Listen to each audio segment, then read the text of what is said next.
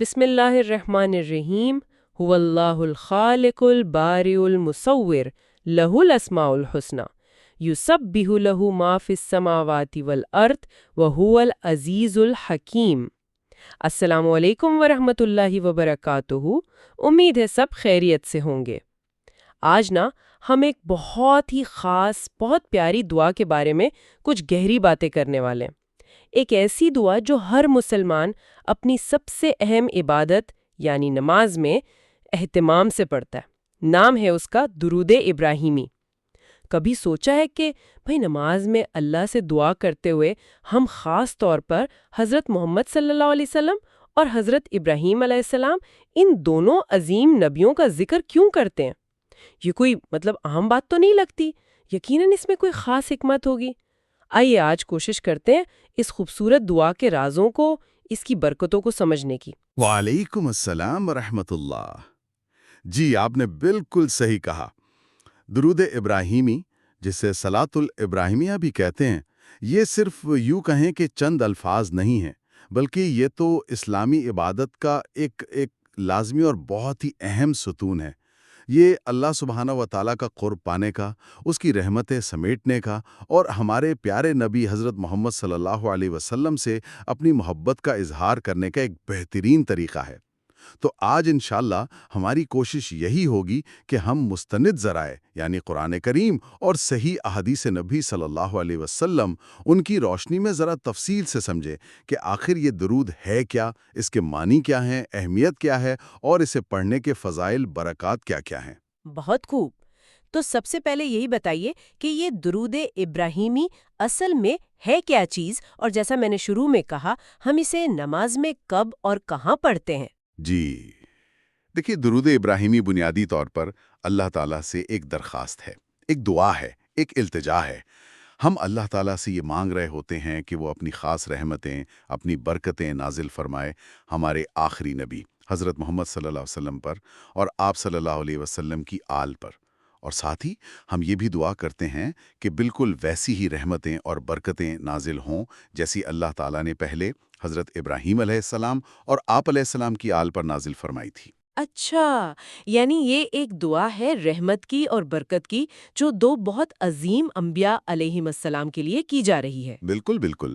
اور جہاں تک نماز میں اس کے مقام کی بات ہے، تو مسلمان اسے اپنی روزانہ کی جو 5 فرض نمازیں ہیں اور دوسری نمازیں بھی جیسے سنت یا نفل، ان کی آخری نشست میں پڑھتے ہیں۔ جب ہم التحیات پڑھ لیتے ہیں نا، جسے تشہد بھی کہتے ہیں، تو اس کے فوراً بعد سلام پھیرنے سے ذرا پہلے یہ درود ابراہیمی پڑھا جاتا ہے۔ یہ بات تو واضح ہو گئی۔ اب یہ فرمائیے کہ درود کی تو اور بھی قسمیں سنی ہیں، تو اس درود ابراہیمی کی ایسی کیا خاص بات ہے؟ جی، بہت اچھا سوال کیا آپ نے۔ دیکھیں، علماء کرام یہی فرماتے ہیں کہ درود شریف کی بہت سی قسمیں اور سبھی بہت فضیلت والی ہیں، لیکن درود ابراہیمی کو سب سے افضل، سب سے کامل درود مانا جاتا ہے۔ اس کی سب سے بڑی وجہ یہ ہے کہ یہ وہ الفاظ ہیں جو خود نبی کریم صلی اللہ علیہ وسلم نے اپنے صحابہ کرام رضوان اللہ علیہم اجمعین کو سکھائے۔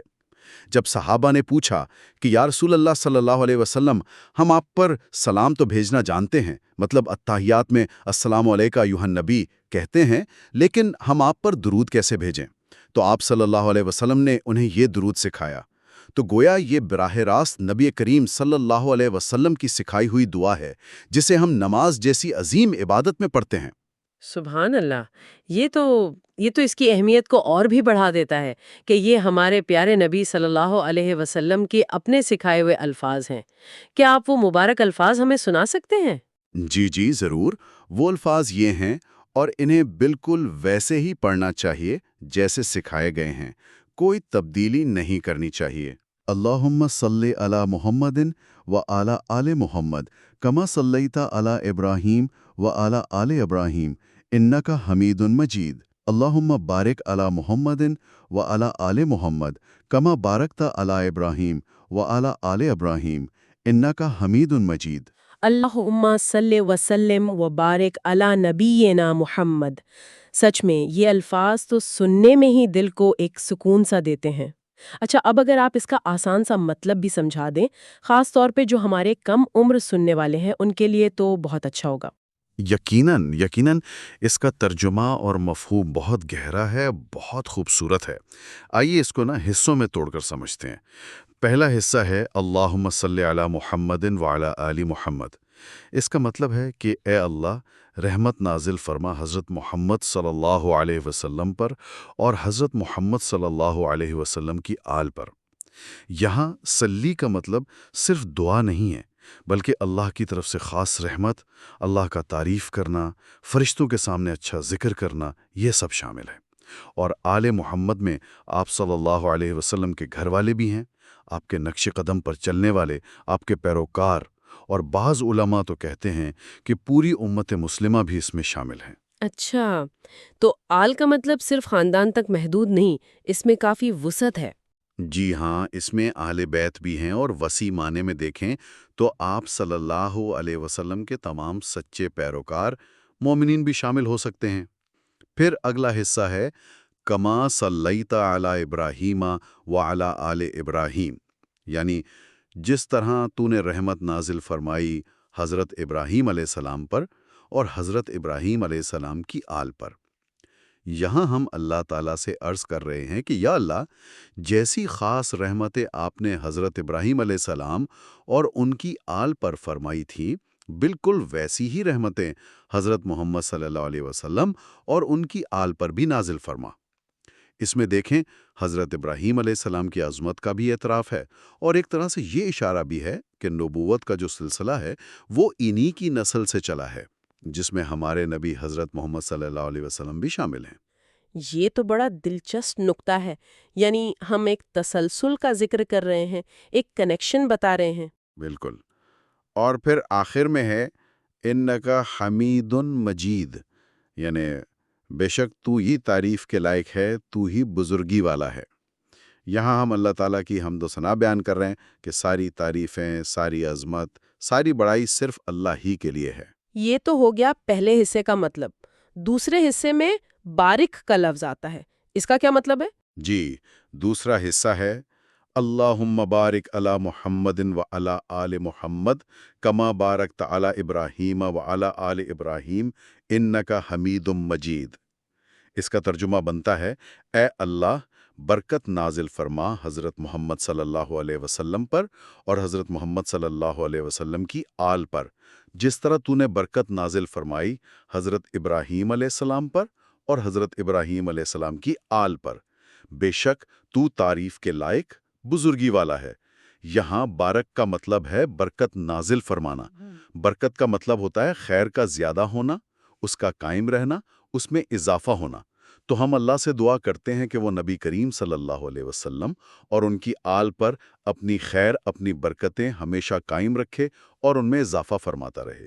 تو خلاصہ یہ ہوا کہ ہم اللہ سے نبی کریم صلی اللہ علیہ وسلم اور آپ کی آل کے لیے خصوصی رحمت مانگ رہے ہیں اور دائمی برکت مانگ رہے ہیں، اور اس دعا میں ہم حضرت ابراہیم علیہ السلام کا حوالہ بھی دے رہے ہیں، اور آخر میں اللہ کی حمد اور بزرگی بیان کر رہے ہیں۔ یہ تو واقعی بہت ہی جامع دعا لگ رہی ہے۔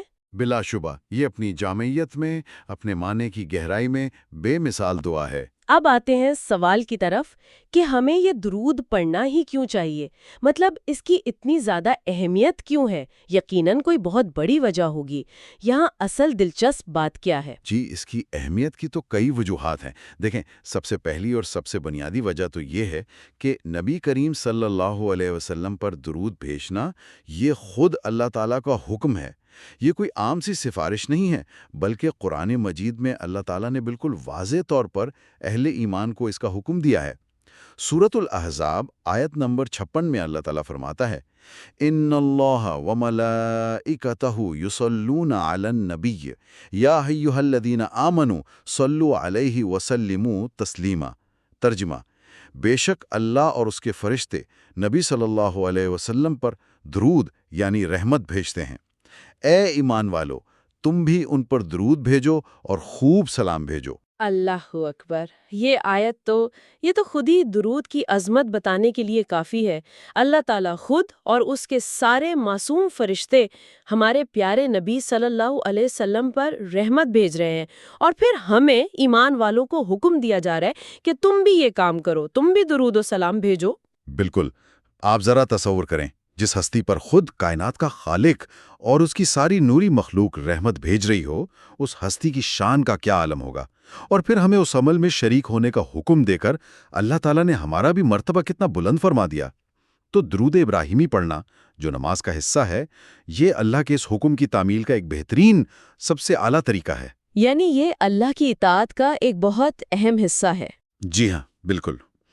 دوسری اہم بات یہ ہے، جیسا ہم نے پہلے بھی ذکر کیا، کہ یہ وہ درود ہے جو خود نبی کریم صلی اللہ علیہ وآلہ وسلم نے سکھایا، تو اسے پڑھنا آپ صلی اللہ علیہ وآلہ وسلم کی سنت پر عمل کرنا بھی ہے۔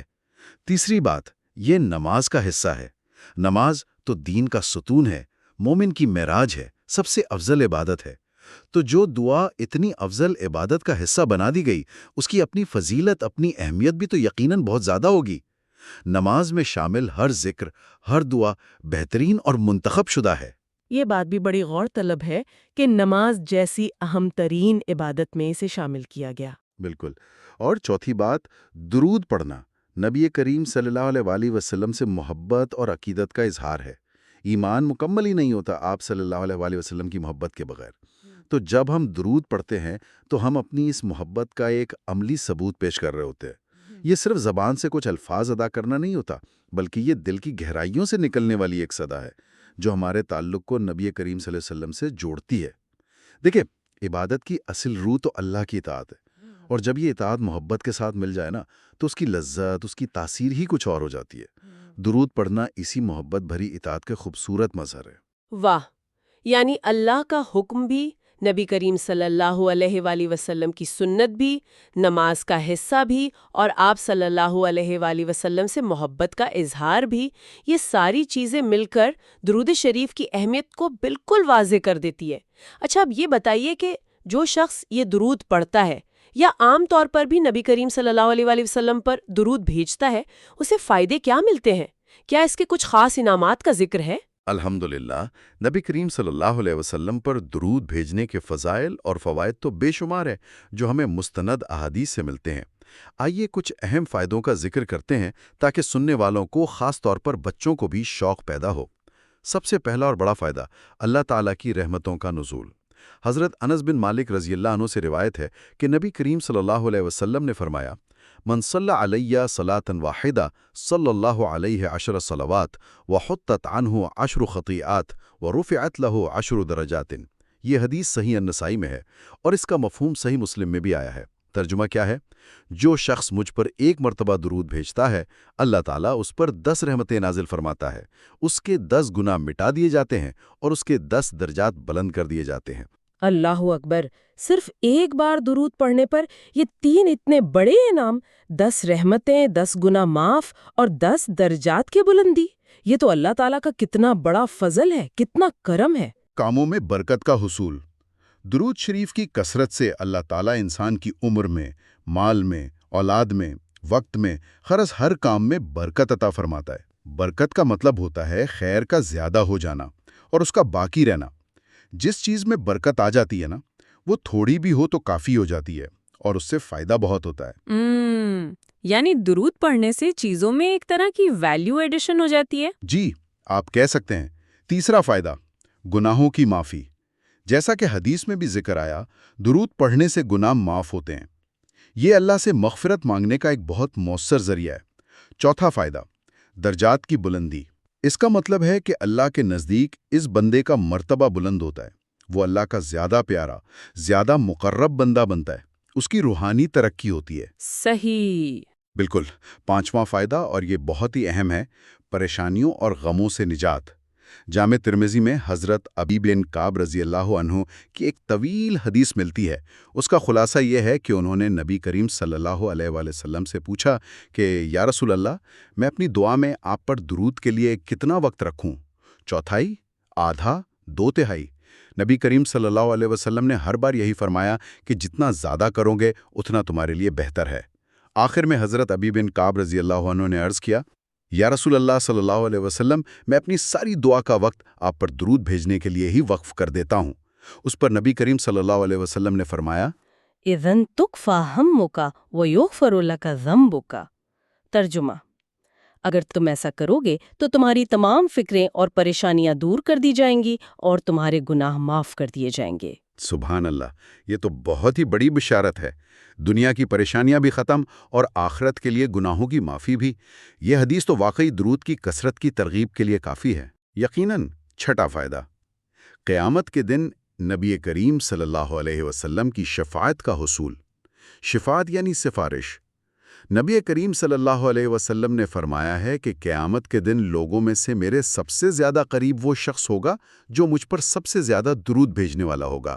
یہ جامع ترمذی کی حدیث ہے۔ تو جو شخص دنیا میں کثرت سے درود بھیجے گا، اسے قیامت کے سخت دن میں نبی کریم صلی اللہ علیہ وسلم کی شفاعت نصیب ہوگی، یعنی آپ صلی اللہ علیہ وسلم اللہ تعالیٰ سے اس کی بخشش کی سفارش فرمائیں گے۔ یہ تو آخرت کی کامیابی کی ایک طرح سے ضمانت ہو گئی۔ انشاءاللہ۔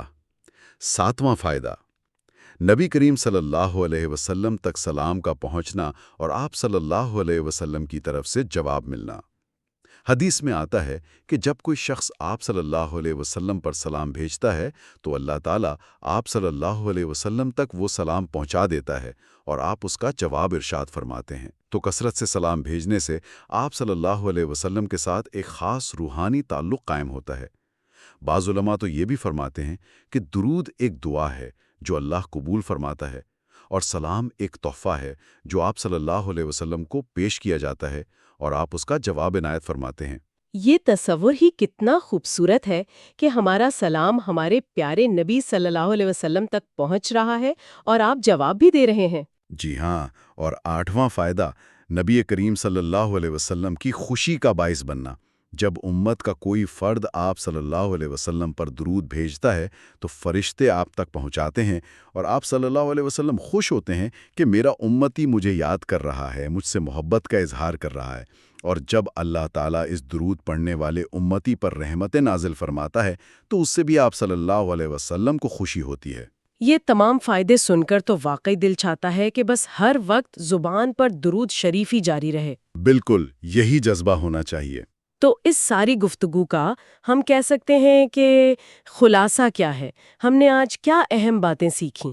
جی، آج کی گفتگو کا جو مرکزی نقطہ تھا وہ درود ابراہیمی کی اہمیت اور فضیلت تھی۔ ہم نے یہ جانا کہ پہلا، درود ابراہیمی کیا ہے؟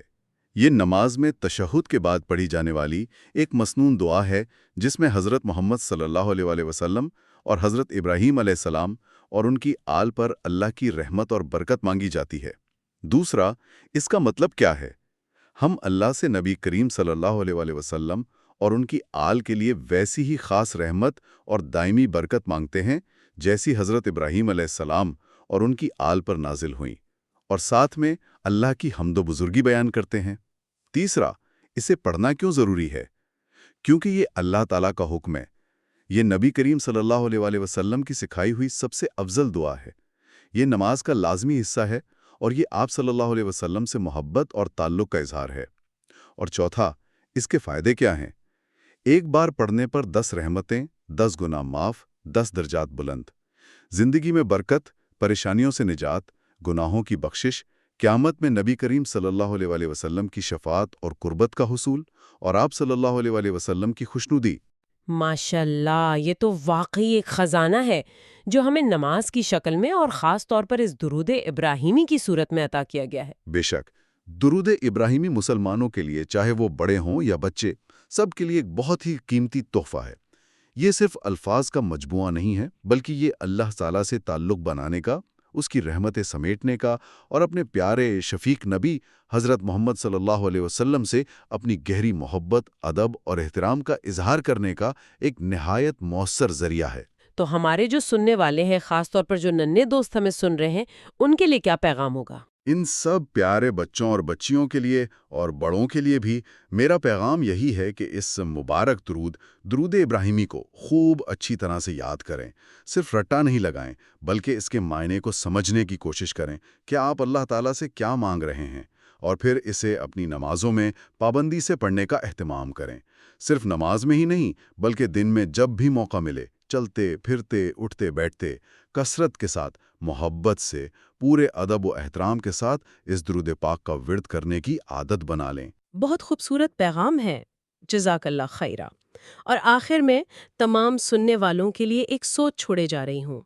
ذرا غور کریں، ابھی ہم نے سنا کہ درود پڑھنے سے فکریں اور پریشانیاں دور ہوتی ہیں، گناہ معاف ہوتے ہیں۔ اگر ہم واقعی اس بات پر یقین رکھتے ہوئے دن بھر میں جب بھی کوئی پریشانی محسوس ہو یا ویسے بھی کثرت سے اپنے پیارے نبی صلی اللہ علیہ وآلہ وسلم پر درود بھیجنے کی عادت ڈال لیں، تو یہ عمل ہماری روزمرہ کی زندگی میں سکون لانے میں، دل کو اطمینان بخشنے میں اور اللہ کی مدد حاصل کرنے میں کس طرح ایک طاقتور ذریعہ بن سکتا ہے، اس پر ضرور غور کیجیے گا۔ اللہ تعالی ہم سب کو عمل کی توفیق عطا فرمائے، آمین۔ اور یہاں ایک چھوٹی سی بات بتاتے چلیں، یہ pod cost Google note book علم کی مدد سے رضوان احمد خان نے تیار کیا ہے۔ اگر آپ کو یہ پسند آئے تو اسے لائک اور شیئر ضرور کریں تاکہ دوسرے بچے بھی اس کا فائدہ اٹھا سکیں۔